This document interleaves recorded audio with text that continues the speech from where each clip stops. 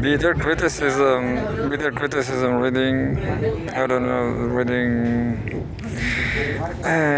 Russia Today, yeah.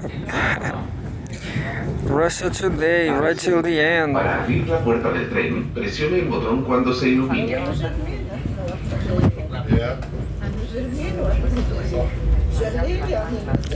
Let's read what happened in. This looks like California. This world is so chaotic, you never know what's going on where. January 11th, home world news, spreading chaos.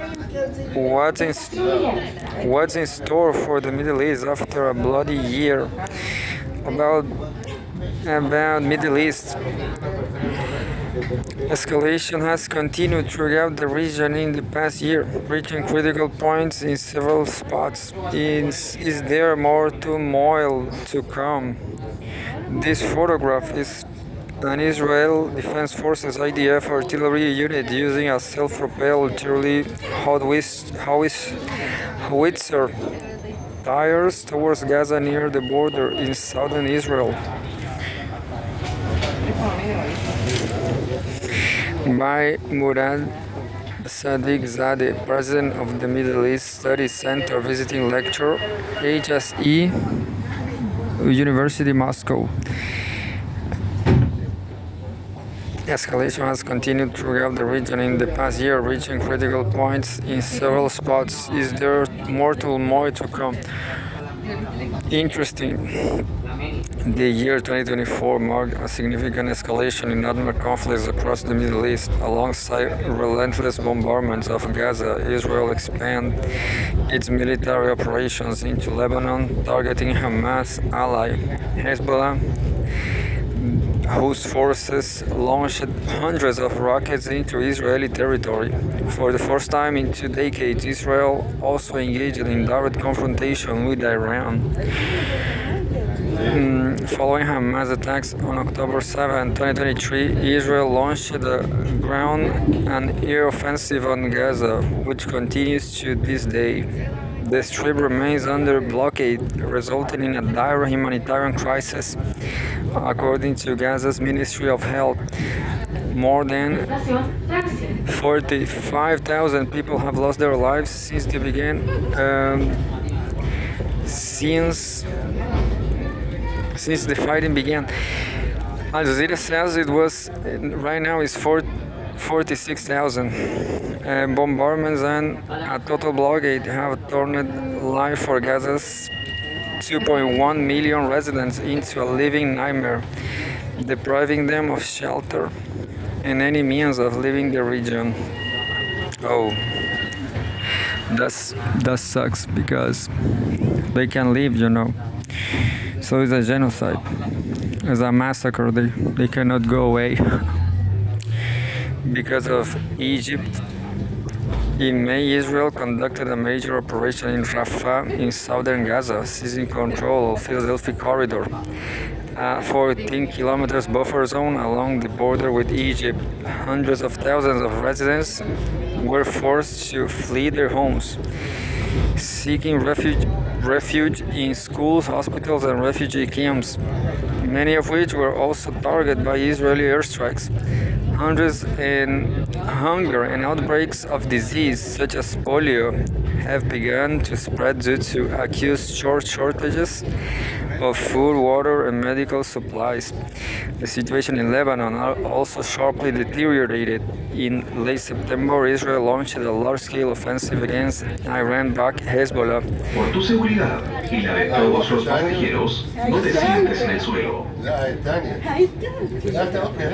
Over 8 weeks, Israeli airstrikes and drones target militant positions in southern Lebanon, the Bekaa Valley, and even the capital Beirut. On September 27, Hezbollah leader Hassan Nasrallah was killed in an Israeli airstrike. His death was followed by intensified clashes with large-scale bombardments affecting more than 20% of Lebanon's population. Around 1.2 million people were displaced from their homes. The clashes between Israel and Iran also reached a new level in 2024. Israel conducted two major strikes on Iranian military installations. In April, a commander of the Quds Force was killed, and in October, Israeli airstrikes targeted approximately 20 sites in Iran, including air defense systems and facilities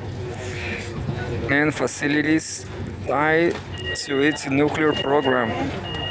Iran retaliated with missile strikes, many of which were intercepted by Israeli air defenses, with support from the US, the UK, and Jordan.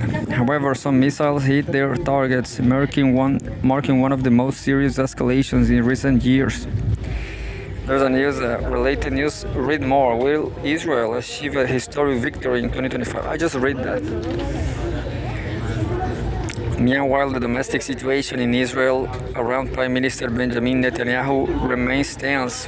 The International Criminal Court (ICC) has issued an arrest warrant for Netanyahu on charges of war crimes and crimes against humanity in Gaza. Despite this, his popularity within Israel has soared due to military successes in Lebanon and Iran. Yeah, that's always happened. Master psychology. Internationally, Netanyahu has received substantial backing following Donald Trump's re-election as U.S. president. With Washington's unconditional support, the Israeli leader is bolstered in pursuing his plans to expand settlements in the West Bank and intensify confrontations with Iran and its allies. The humanitarian situation in Gaza has reached catastrophic levels. Food and medical supplies are nearly exhausted, and water distribution has been reduced to a minimum. Addressing the consequences of hunger and disease outbreaks has become increasingly difficult amid ongoing hostilities. International humanitarian organizations, including UN, RWA, and the Red Cross, have no access to most areas due to the high risk of attacks. The conflict along the Lebanese-Israeli border has caused significant damage to the region's infrastructure. Bombardments have disrupted power and water supplies, further deteriorating living conditions for civilians. Lebanese authorities are calling for international intervention, but the influence of external actors such as the US and France remains limited. Israel's attacks on Iranian military installations have heightened the risk of a nuclear conflict. Analysts warn that Tehran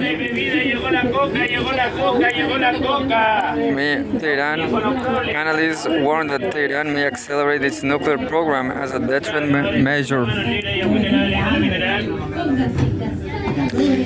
Meanwhile, Israel continues to threaten further strikes, escalating regional tensions. Qatar, Egypt, and Turkey have taken active roles in mediating negotiations to prevent further escalation. But the position of major global powers such as the US, Russia, and China remain contradictory. Their involvement is largely limited to political statements and providing military support to their respective allies and partners. Well, then I'm going to read the next. This is a huge article.